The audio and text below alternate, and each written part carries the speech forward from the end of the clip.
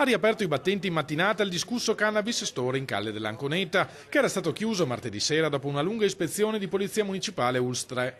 Ufficialmente per la mancanza di alcuni requisiti previsti dal regolamento comunale di igiene. Ma in diversi all'indomani dell'intervento avevano avanzato l'ipotesi che la vera ragione fosse nella volontà moralizzatrice di chi non poteva accettare che a Venezia si vendesse della marijuana, seppur priva del principio attivo e assolutamente legale. C'è ipocrisia perché in realtà si è voluto colpire questa attività che di per sé sarebbe lecita in base appunto alla legge nazionale e la si è voluta colpire cercando in modo spasmodico una qualche irregolarità. Noi siamo piccolissimi, ridottissimi e ridicolissimi e però siamo grandissimi nel fare moralismi a noi stessi e agli altri.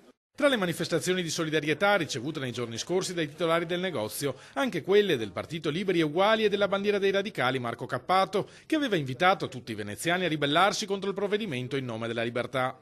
Un'insurrezione che fortunatamente non è stata necessaria. Il punto vendita ha rialzato le serrande dopo aver rimosso dagli scaffali tutti i cibi e le bevande. Mercoledì un incontro con l'ULSS definirà con maggiore precisione le condizioni per esercitare le attività nel pieno rispetto delle norme. Nel frattempo una piccola folla mossa dalla curiosità ha già fatto capolino nel negozio.